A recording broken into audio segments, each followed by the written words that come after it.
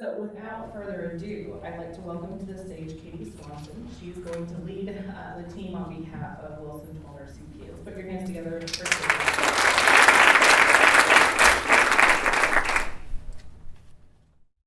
Is this on? Okay. Thank you. Thanks. So as you gathered, we have a pretty big team here today, pretty much that half of the room, Wilson Tollener CPAs. We have been in business for quite a while, but we're in a big period of change and transformation, which we're here to talk to you about today. The firm started in 1988 with Ron Tollener and Alan Wilson. The first tax season was in 1989, which coincidentally enough coincides with the debut of Wayne and Garth on Saturday Night Live. We have our own resident Mike and Kent and Mike show. Our partners currently are Ron Tollener and Elena Gump, Becky Grissom, and Adam Wolf. We have about 45 team members among our offices in Marshall, Camdenton, Lake Ozark, and Sedalia. We put on firm events throughout the year from our fish committee, which is a fish philosophy. This was in June. We went to the Nicholas Beasley Museum in Marshall. Next week, we'll be in Sedalia downtown, running around in our blue shirts at a scavenger hunt firm event that we have scheduled then. Wilson Tollener for the last 4 years has been chosen as one of the top 100 accounting firms to work for by Accounting Today based on employee surveys, so we're very proud of that. So change and transformation. Change comes from the outside in. Transformation comes from the inside out and allows us to have a positive control on what our future looks like. So what is changing for our firm and our profession? Causing change, bots, social media, cloud computing, blockchain, and drones. That's changing how our traditional services are being done, bookkeeping and audit and tax. Millennials are also changing how we're doing business and how we're running our firm internally. They've always had information at their fingertips, so when they come to our firm, a lot of times they've already done a lot of research and can talk about the topic that they're coming to see us about. So how we approach that is very different with millennials than maybe it has been traditionally. And how are we transforming in response to this change? We have developed a tech stack. Some information is on your tables about this that we work with internally when working with bookkeeping and accounting and helping small business clients implement in their business to make their life and business more effective, efficient, and enjoyable. Also, you can hook up your QuickBooks Online to Alexa and ask Alexa information from QuickBooks. Other areas in our firm that are seeing transformation that we're transforming, we use SafeSend to send tax returns and receive digital signature on tax returns, so you really don't have to come into our office for us to prepare a tax return for you. We are converting our tax software to a more forward-thinking vendor that's going to allow us to use a product called SurePrep to scan and populate part of the tax return so we can spend more time on what the tax return output is looking like and affect the outcome of that to provide tax savings for the client. Some other areas, we are moving our server to the cloud. We have subscribed to Office 365, which has allowed us to utilize Microsoft Teams for internal communication. We are now being seen more as knowledge workers, where capability is more important than capacity. And with that, it's making us look at our processes and improve those processes so we can spend more time on data analysis with our client, providing help, support, advice, and guidance. So what things look like in the past and what things look like in the future, we're no longer focused on the past. We're no longer bean counters. We look at why, we look at the future, we look at the story that is being told by the information, and we like to partner with the small businesses in helping them identify goals and meet goals. So our relationship is really changing with our client. Our talent and our team members is really changing too. So the CPA designation is going through an evolution of its own. The AICPA and NASBA have what they call the CPA Evolution Project, where they're looking at that designation and trying to incorporate more data analysis and technology into the certification. We pride ourselves on being certified in the technologies that are in our tech stack. Most of our team members are certified in those, which is a test and that sort of thing. So as we transform, there's a lot of other designations that our team members can work on. So it's also transforming how we invoice our clients and what that relationship looks like. We no longer have an emphasis on looking at a timesheet and the time input into a service and invoicing that on the back end. We like to have conversations with our clients up front about what that service is and the value we can provide, and go more in depth so that we understand that value and they understand the value that we can provide. So our services are transforming from spending a lot of time on bookkeeping and little time on advisory work to automating those bookkeeping and administrative tasks so we can spend more time with our client and developing relationships and helping them grow in their business. Our services traditionally have been more compliance focused with income tax returns, bookkeeping, monthly reporting, and we're moving that to where we are providing more app advisory, budgeting, forecasting, succession planning, and those types of things. So we have lots of resources that help us in this transformation period. Boomer Consulting is a big one that the firm has had a relationship with almost ever since inception of the firm. We are members of many of their circles that help us meet with peer firms and talk about and learn from what is going on in their business as well. Some other resources are the Soul of Enterprise. Ed Kless is one of my favorite people to listen to. They work with knowledge professional firms. They wrote the book Implementing Value Pricing. They're with VeriSage. We have an internal trainer. So with all of this change and transformation comes much resistance, internally and externally. So what we're here today to ask you is, how do we change our image in the marketplace and on a mass level? So our questions for you then relate around how we position ourselves in the marketplace as we move forward with kind of what we can do, what services we can provide, and how we can market ourselves so that everyone knows what is happening in our profession and in our firm.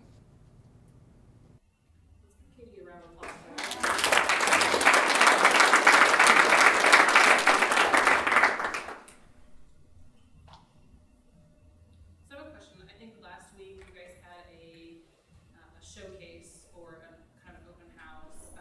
Tell us a little bit about that and what you learned from that experience. So we had a client appreciation where we featured our tech stack, which is a lot of the information that's on your table. We had turnout where people were very interested in that and we're following up and getting back with them. I think what we learned is most of the people that came were very interested in that, and so we have a lot to do from that. And I'm going to invite a partner up here with me in case there are questions about the firm that I can't answer. Why don't you invite all the partners? Okay. I wanted to see who she picked. I might add just about last week, something that I found interesting about that was, I've never stopped being surprised from one day to the next. That's what makes this fun. But a number of the people that came in, that even those that I knew individually, I would have never guessed that some of those folks would have had some of the interest in some of the things that they did. I mean, they came in focused. They wanted to see the various tech stack items that we had, and they identified with them far more than I would have anticipated many of them would.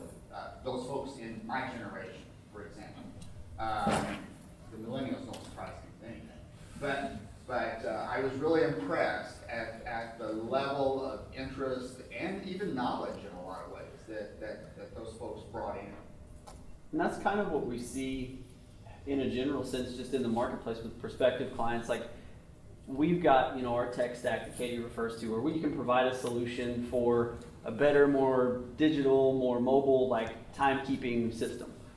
Better, more mobile, digital way to pay your bills, to not be tied to a physical location. And we can plug those things in for clients, train them on how to use them effectively, train them how to integrate them with the rest of their accounting system, how to bring the right users into the right roles. But what we see is that a lot of small business owners will just kind of Google those solutions, find them on their own, and then maybe use them ineffectively for a little while, not really realizing that the CPA firm, their CPA firm, our CPA firm, can help them use those things more effectively. So we see a lot of people kind of going and partially integrating these solutions and not necessarily looking at a firm like ours as the place where they can go to effectively learn how to plug those things into their business. And that's got a lot to do with just the positioning of our firm as a place to go and get those solutions, not viewing our firm just as the compliance type of shop where we do payroll and accounting and income tax, because really it has become so much more than that.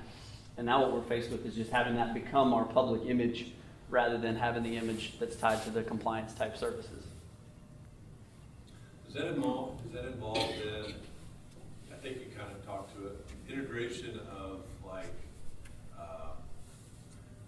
databases and CRM and trying to bring all that into play into one system? You certainly can.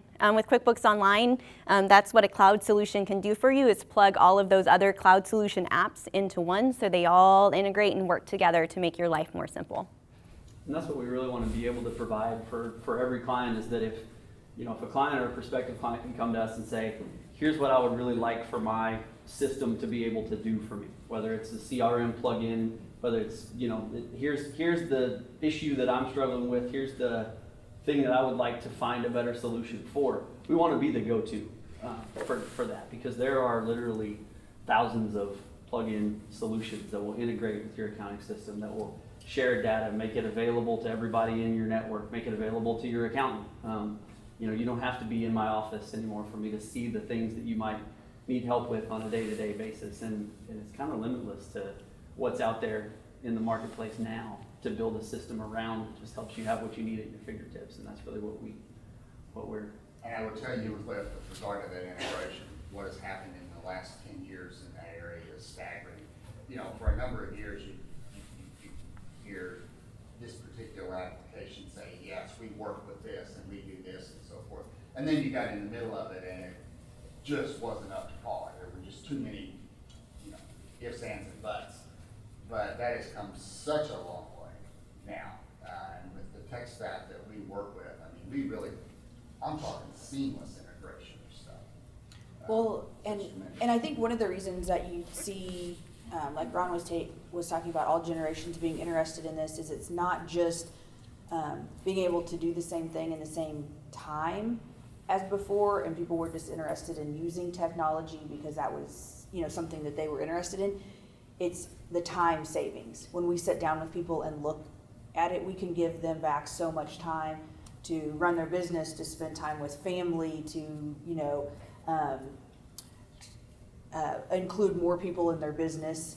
They can see that, especially with succession planning, if they're passing on the business to a future generation. It's that time that they can get back, and the integration plays into that, and automation. The accuracy of it, Yeah. everything. The accuracy of it, because anytime you're doing anything by hand, your chances of transposing a number or something like that are greater. So that's where I think we're seeing a lot of interest, is the benefits that it can provide to people.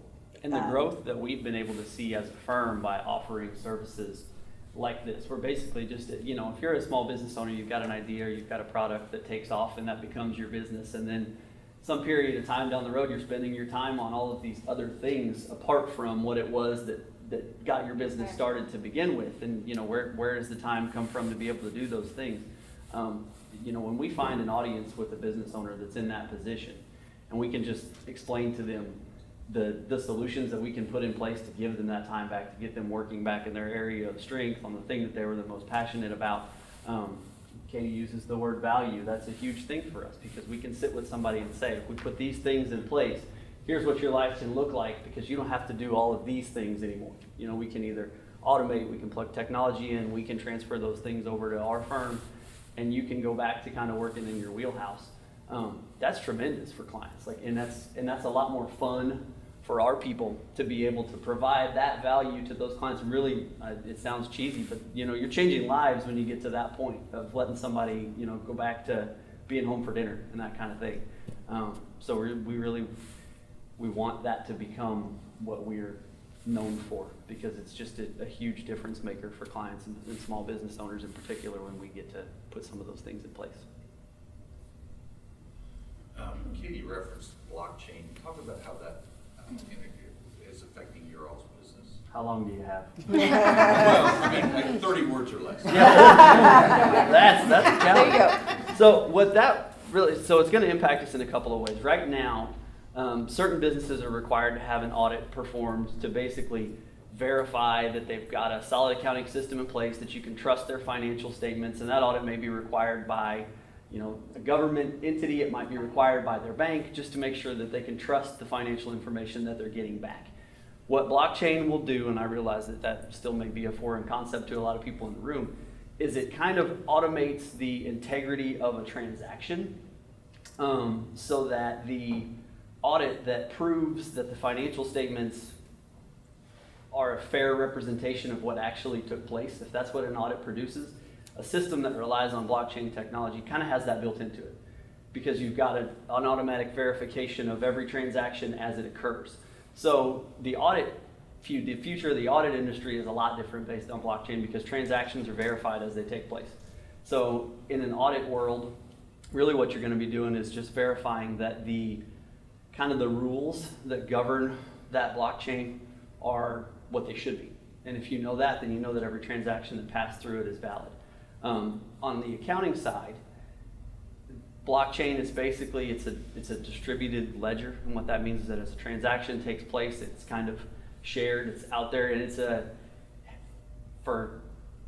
to make it really simple, it's kind of an automated system of accounting that tracks transactions as they take place and records them on a ledger that's public.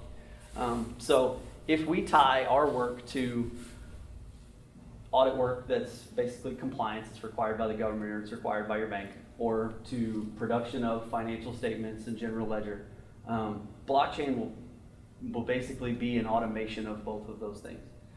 So with what technology is doing to our industry, if we tie our value to being able to record transactions, being able to audit transactions, those things are not going to require much human interaction in the future. So in essence, the blockchain will make audit semi-obsolete. I think that's true, John. Yeah. You know, anytime the CPAs have been involved in audits in the past, of course, there's no way on earth you ever audited every transaction. You ever verified, looked at every transaction. I mean, it was through testing and different verification processes. But with blockchain, literally the idea of 100% verification is there. It's trustless. And what audits will become, and I think the expectation in the industry, and you've got varying kind of levels of acceptance, but certainly what we would plan for is that a big part of audit work will be, it'll involve coding. It will involve making sure that the framework that runs the system is what it should be. And if you verify basically that the rules on that blockchain are appropriate, then all the transactions that pass through it are correct. So there's probably a day, if blockchain technology does kind of what's expected, that a firm our size may not do a whole lot of audit. That's okay. And that's why we're really moving to what Katie talked about with more data analysis, more planning, more focus on the future, because some of the recording of the past is going to be automated so that we can focus on planning and really. Tax savings and just growing your business. So what is your average client size? What is, if you had a sweet spot, or is it pretty wide? Well, it is pretty wide. Definitely wide. Anybody? Yeah, I mean, I guess that's kind of a tough one, because we have individual tax returns, so of course that's one person to a family that you might see there, versus some of our bigger business clients who, may have. We have revenue of hundreds of millions. Yeah, and so we're kind of all over with that. Sorry. Go I ahead. think from just like an ideal client standpoint, the size of the business probably matters less than a few other characteristics, which is has to do with what the willingness to learn. you know, that valuing that proactive advice, knowing what we really would bring to the table. And that can be from a startup business that wants to get their entity structure right on the front end, that wants to build an accounting system that provides them with the information they need to make good decisions and to plan ahead. And, you know, those needs are there, whether you're a single member LLC or whether you've got 50 employees or whether you've got more than that. I would say most of what we deal with routinely probably are in that small to medium business size, you know, 50 employees or less, but that doesn't mean that more isn't still a fit. I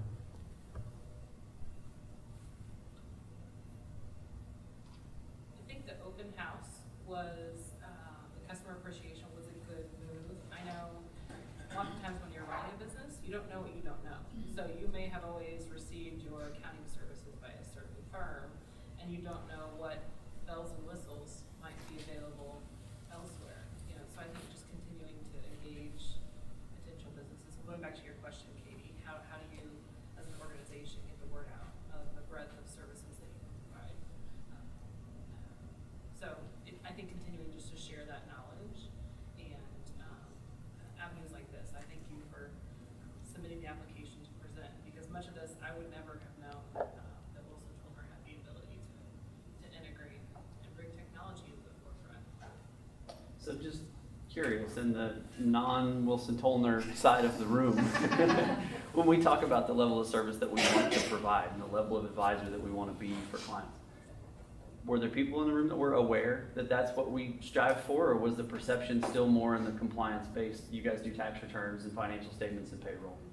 I guess that's not a question you can raise your hand to, but I see heads nodding. I think the breadth and scope of what you're doing is far beyond what I thought, and I'm fairly familiar with your firm. And that's I think today was a real eye opener. good. And the idea of being able to perhaps seamlessly integrate systems is of interest to me. So being that you're kind of in the business of getting the word out in there, so like you said, you're very familiar with our firm, and we brought some new things today that you weren't familiar with or aware that we did. I guess going back to Katie's question, you know, how do we get that out? We do some, like our customer appreciation. Our even online with presence. with the tech stack, we're doing that. We're trying to do some things in Facebook and LinkedIn.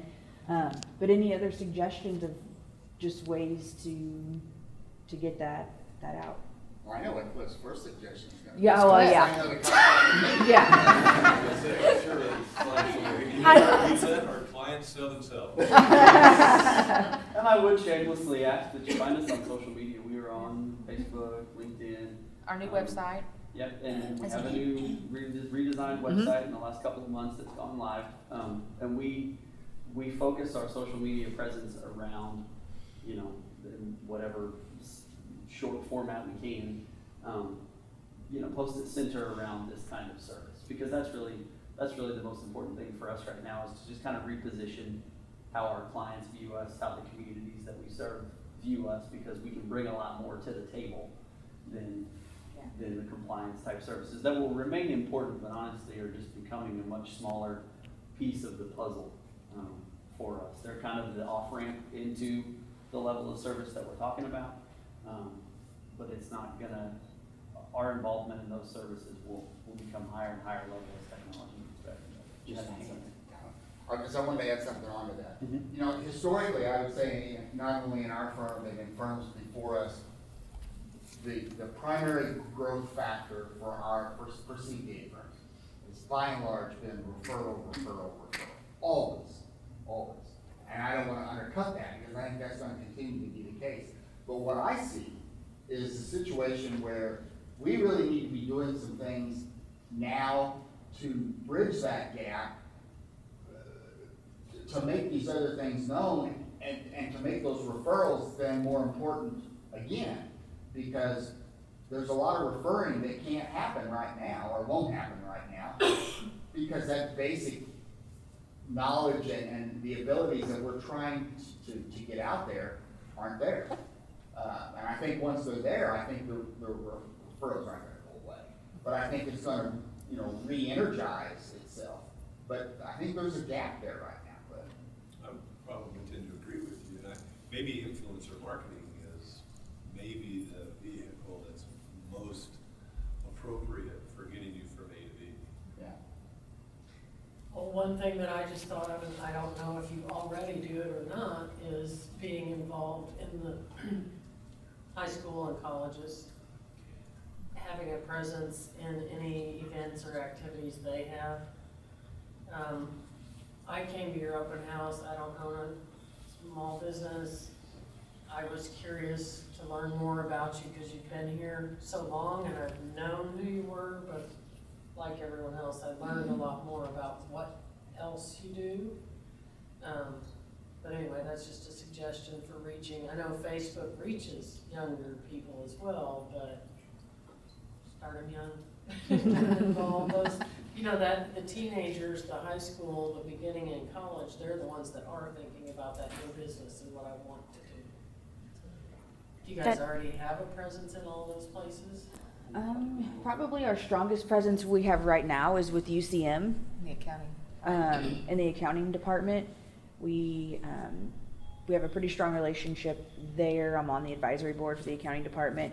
We met with the professors this summer, as there's been a lot of retirements in that department, and so we kind of just as a reintroduce ourselves and get to know everybody. We've done that, and we go to a few things on campus as well, specifically. We have a strong internship program. Yes. We do.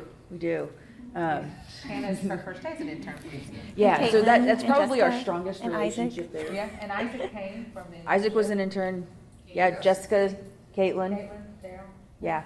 So, so we try to do that, but that's, probably the earlier too, we can kind of get that message out there And better. maybe connecting with Smith Cotton's accounting team to present, not to, and I'm thinking not to come to work for you. Right.